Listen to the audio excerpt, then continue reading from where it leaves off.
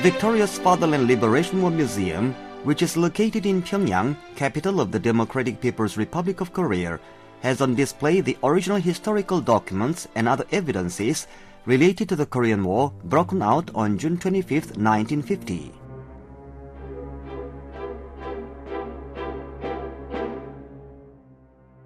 Then, who started the Korean War? The following scenes give an answer to this question.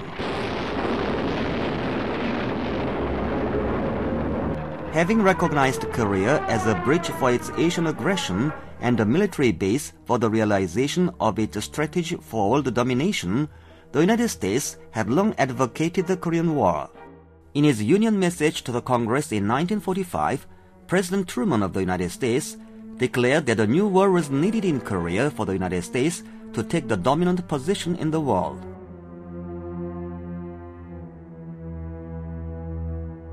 On September 8, 1945, the U.S. imperialists occupied South Korea without firing a bullet and enforced the military rule. Hatch, the then commander of the U.S. Armed Forces occupying South Korea, proclaimed, "There exists only one government in Korea south of 38 degrees north latitude, and it is the military government established on the basis of the proclamation of the Commander-in-Chief of the U.S. Army in replacement of the Japanese military government." The U.S. military government in South Korea retained all the military and police fascist mechanisms which had existed under the Japanese colonial rule and issued the military government ordinances numbers 1, 2, 3, and 4. In addition, the United States began to organize the South Korean Popular Army according to the military government ordinance number 28, which covered the military issues. The United States disbanded by force the People's Committees in all parts of South Korea and outlawed the activities of all democratic political parties and social organizations. Then they illegally fabricated the Seungmanri regime through the subversive May 10th separate election.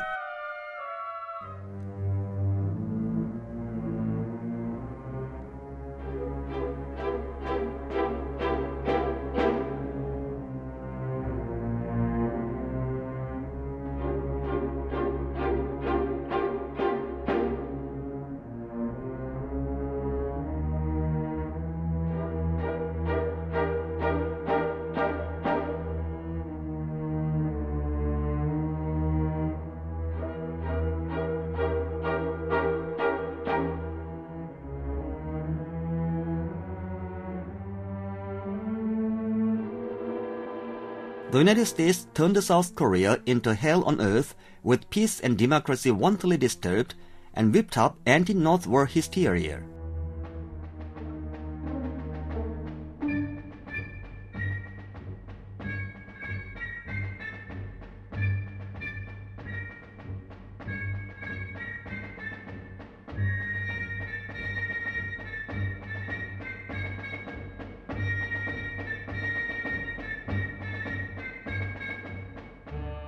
The United States forcibly drafted students and young people in both urban and rural areas for military training and reformed the existing National Defense Force into the regular ROK Army, to which it gave the American-style military education and training under strict supervision and control.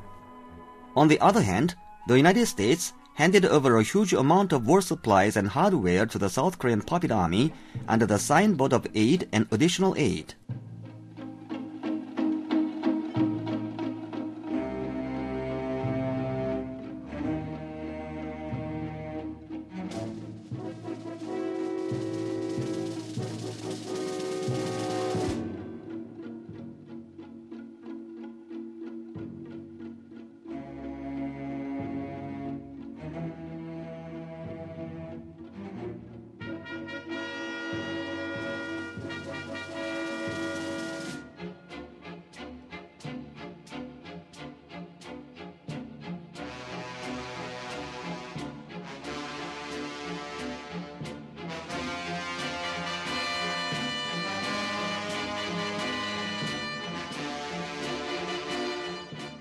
From 1949, the United States committed a lot of armed provocations along the 38th parallel.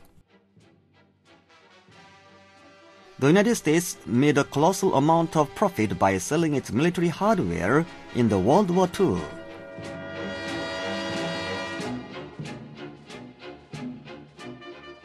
After the World War II, however, the United States lost the market for its weapons and other military hardware and consequently plunged into a catastrophic economic crisis. They thought that the outbreak of the Korean War would save them from the depression and stepped up the war preparations more frantically.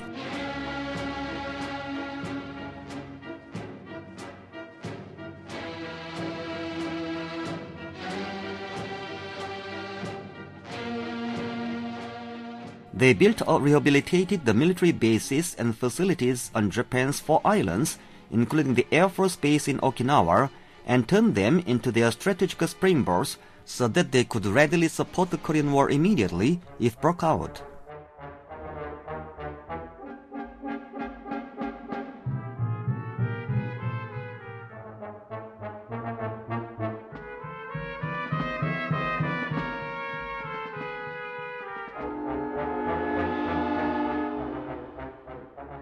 The high-ranking officials of the U.S. political and military circles flew to South Korea one after another. They found themselves in the front-line trenches along the 38th parallel, and having mapped out an operational plan for the Korean War, openly instigated the South Korean puppet army to armed intrusions into the territory beyond the 38th parallel.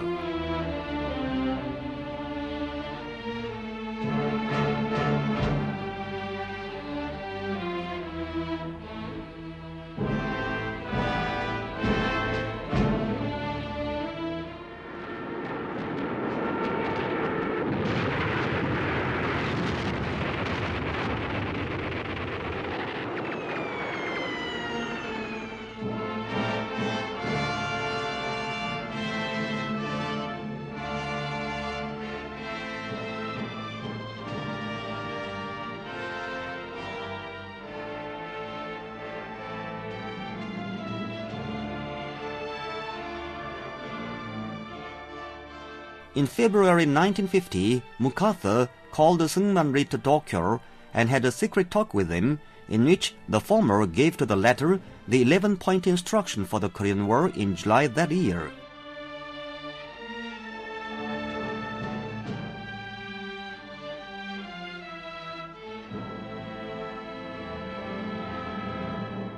Seungman-rhee sent the following letter to his private American political advisor Oliver. I feel strongly that now is the most psychological moment when we should take an aggressive measure. Then our line of defense must be strengthened along the Dumon and Yalu rivers. We will be in a 100% better position.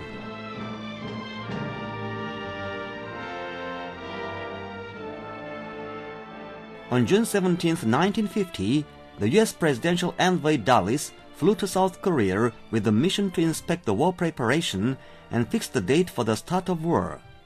Speaking to the South Korean National Assembly, he blasted that the United States is ready to give moral and material support to South Korea, which was fighting against communism in the northern half.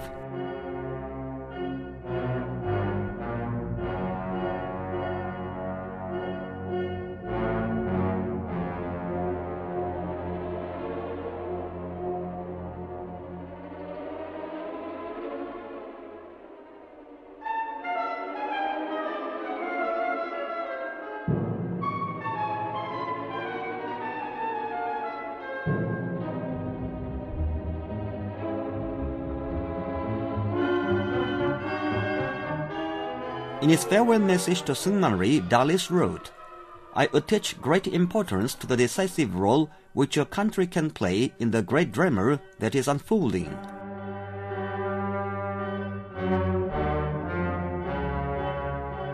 Having inspected the parade of the U.S. Army in the forest in front of the Royal Palace in Tokyo, together with the Secretary of Defense Johnson, Chairman of the U.S. Joint Chiefs of Staff Bradley, and Presidential Envoy Dulles, MacArthur had a talk with them in which they came to the final conclusion to start the Korean War on June 25, 1950.